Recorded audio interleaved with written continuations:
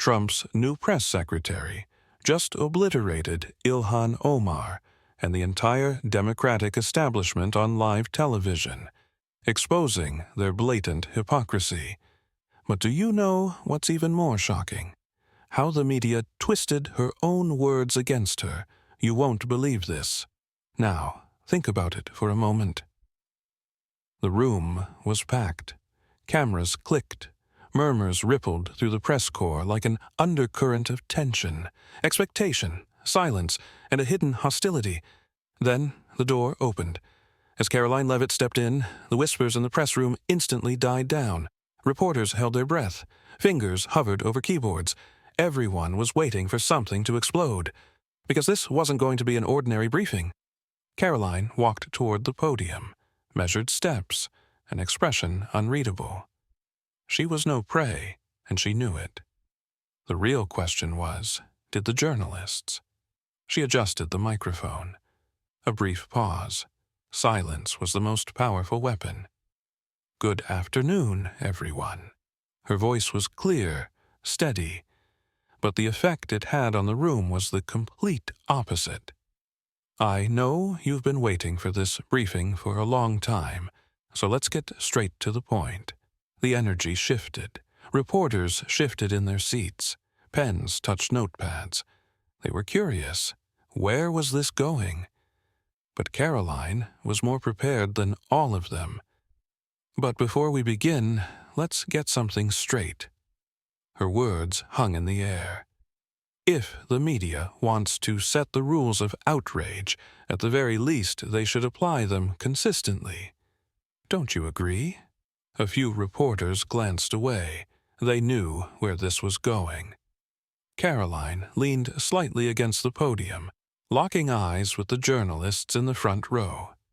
"So, let me ask you something," she said, her voice calm yet unshakable. "If a Republican had said, 'We need to fight in the streets,' what would happen?" Silence.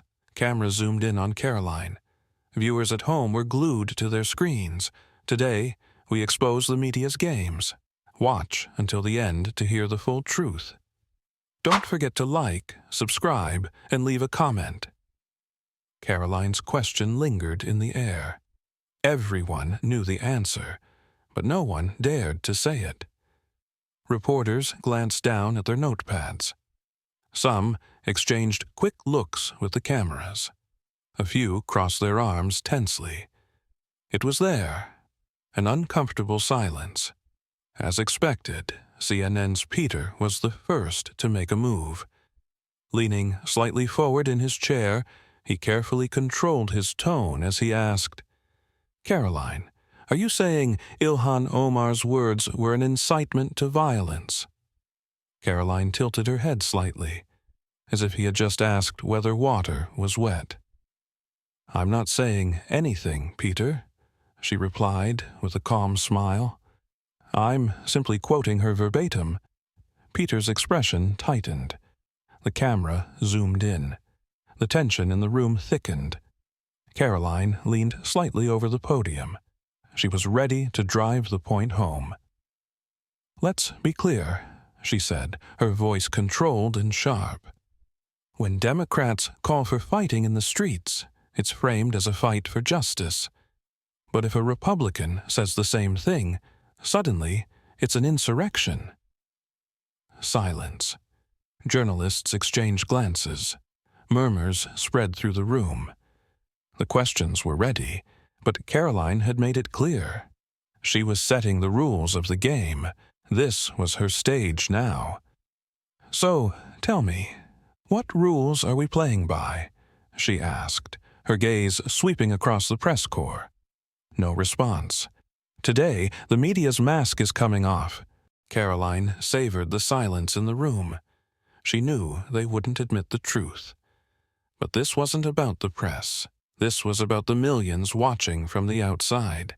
Peter was the first to break the hush.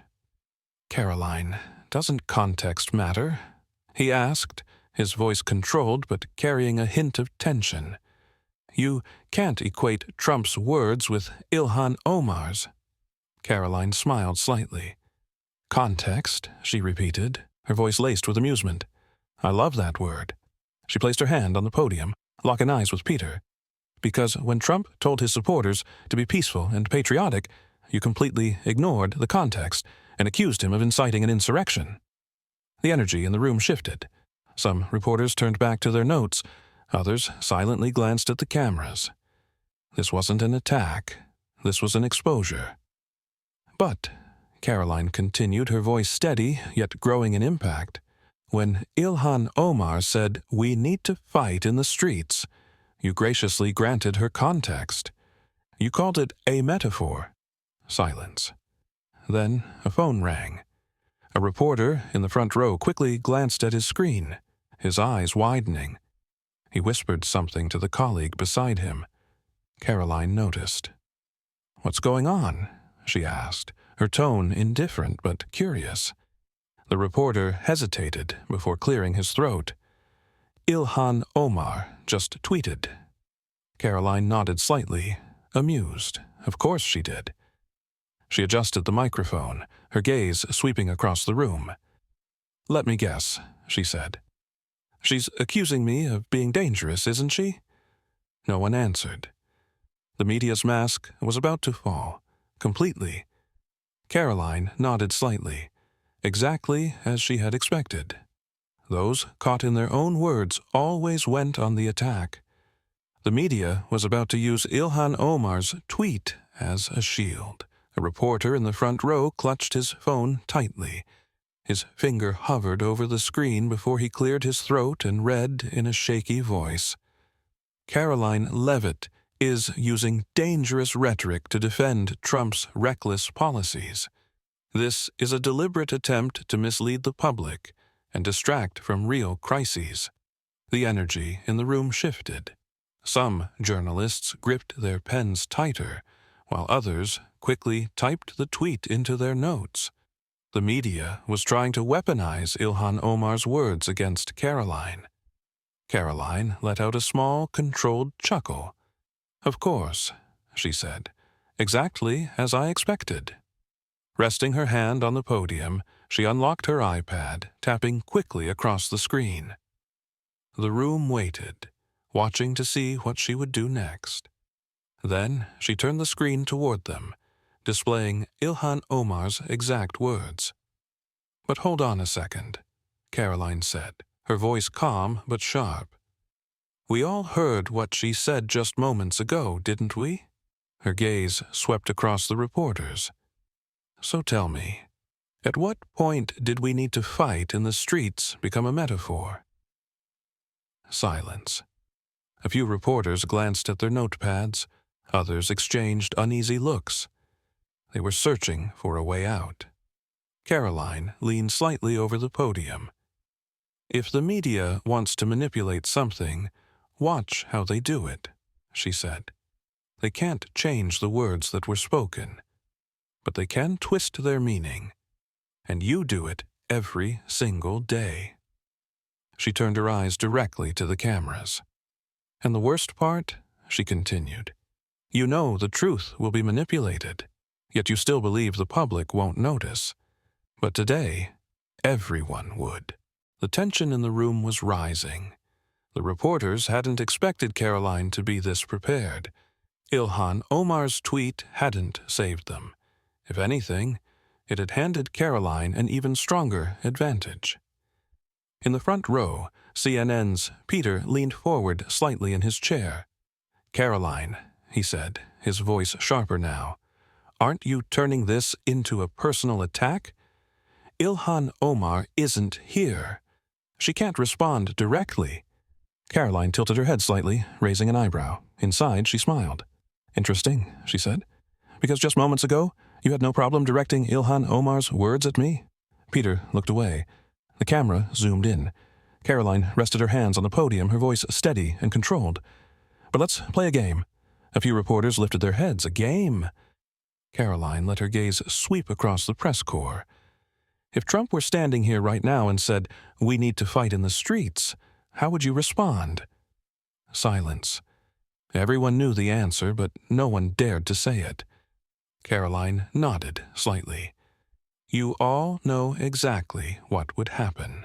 Then she raised her iPad, casting a series of headlines onto the screen. But here it is, she said, turning the screen toward the cameras. The headlines used for Trump versus the ones used for Ilhan Omar. Trump's words: dangerous rhetoric, call for insurrection, threat to democracy. Ilhan Omar's words: passionate defense, political courage, fight for civil rights. Karoline studied the reporters' faces. No one met her gaze. "Do you see the difference?"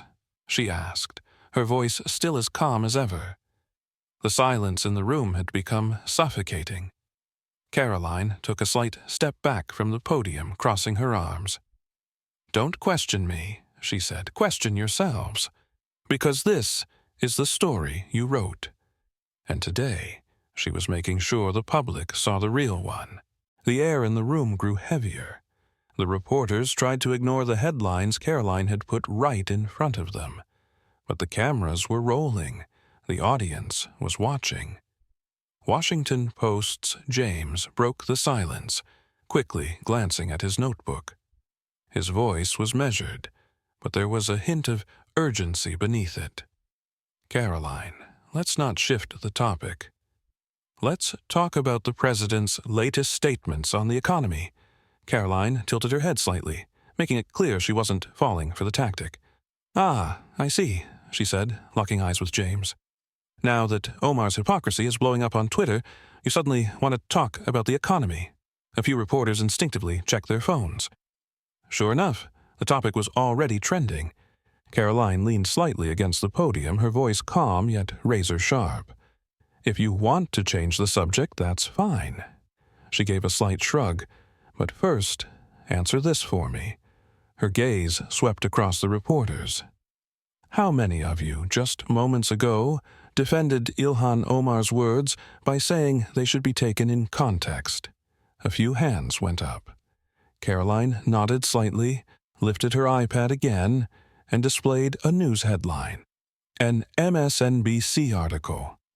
"Karoline Leavitt dodges questions on Trump's military intervention plans." She turned the screen to the cameras. "Now, how many of you heard me clearly say the president is not planning a military intervention?" More hands went up. Karoline let the silence settle. "This is how manipulation works," she said. "You twist my words, and then the public is forced to debate something that was never even said, because your job isn't to report the truth. It's to shape it." The room was silent. Some reporters gripped their pens tighter. Others avoided eye contact. Karoline took a small step back from the podium. "The truth is," she said, staring directly into the cameras, "this is an information war, and the American people are finally seeing through it. Today, the media wasn't controlling the narrative." The silence in the room now hung like a weight in the air. The tension on the reporters' faces said more than their words ever could. Cameras turned. Some journalists looked down at their notebooks. Others stayed locked on Karoline. The media was cornered. CNN's Peter cleared his throat, adjusting his microphone. "Karoline," he said, his voice carefully controlled, "but you can't ignore the fact that Trump's rhetoric has been divisive. The president has called his opponents a threat to the country. Don't you think he bears some responsibility for that?" Karoline tilted her head slightly. A classic maneuver. The media was trying to shift the focus to Trump's words, to distract from their own double standards. "Ah, so that's what this is about," she said, her voice neither angry nor surprised. "Every time we talk about the truth, you have to change the subject, don't you?" Peter said nothing. Karoline rested her hands on the podium, scanning the faces in the room. The press revealed itself not by the questions it asked, but by the ones it refused to ask. "All right," she said. her voice gliding through the room like a shadow. "Let's talk about it. Is Trump divisive?" No reporter spoke, but a few exchanged quick glances. Karoline took a slow, deliberate breath. Her voice was still calm, but now as sharp as a blade. "Shall we talk about what's been said about Trump and his supporters for the last 8 years?" A pause. The tension in the room rose another level. Karoline raised her iPad, bringing up several headlines. "Trump is a dictator." "Trump supporters are semi-fascist." "Hillary Clinton calls Trump voters' deplorables and irredeemable." The media labels Trump supporters as a threat to democracy. Her gaze swept across the press. But when Trump calls out the media, suddenly he's the divisive one. Peter opened his mouth to respond, then closed it. He wasn't ready for this. Karoline leaned into the podium. "The truth is," she said, "this was never about rhetoric for you. It was always about who was speaking." The energy in the room shifted. The reporters were beginning to realize their arguments were slipping away, and Karoline had taken full control. The tension in the room grew heavier. The reporters had no idea how to deflect the reality Karoline had laid before them, but they knew they had to try. Washington Post's James leaned forward slightly in his chair. His voice was carefully measured, but there was a hint of unease beneath it. "Karoline, can you really deny that Trump supporters have, at times, resorted to violence? Doesn't that mean he bears some responsibility for his rhetoric?" Karoline slowly lifted her head, exactly the kind of move she had expected. "So, what you're saying," she replied, her voice calm but firm, "is that if a politician's supporters do something, that politician is automatically to blame." James didn't answer. A few reporters shifted in their seats. Karoline leaned against the podium. "Then why don't you apply that same rule to everyone else?" She turned her screen back on. "Let's take a moment to remember what happened in the summer of 2020. Side-by-side headlines appeared on the screen. One called Trump supporters an insurrection. The other described BLM protests as righteous anger. Karoline tilted her head. "Does this double standard make sense to you?" The silence in the room was no longer just a pause. It was the weight of an undeniable truth. The collapse of a narrative. Reporters had expected their questions to put Karoline on the defensive. Instead, they were the ones forced to confront their own contradictions. CNN's Peter made one last attempt. "Karoline," he said, her voice tense, "but still, doesn't Trump's rhetoric hold some level of responsibility?" Karoline locked eyes with Peter. Her face remained neutral, but there was a quiet defiance in her gaze. "The problem, Peter," she said, her voice now soft but cutting with absolute certainty, "is that the media isn't afraid of Trump. The media is afraid of the trust the people have in him." Many journalists quickly scribbled down her words, but none dared to challenge them, because the truth was too obvious to deny. Karoline took a deep breath and stepped back from the podium. The game was over. The cameras were still rolling, but the media had lost control.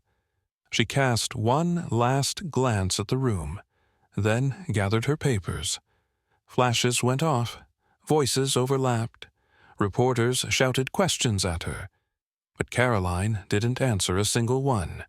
She turned and walked out. The press called after her, raising their voices, but she never looked back. Carefully crafted questions, media traps, headline manipulation, all of it, completely dismantled by one unshakable truth. And that proved something.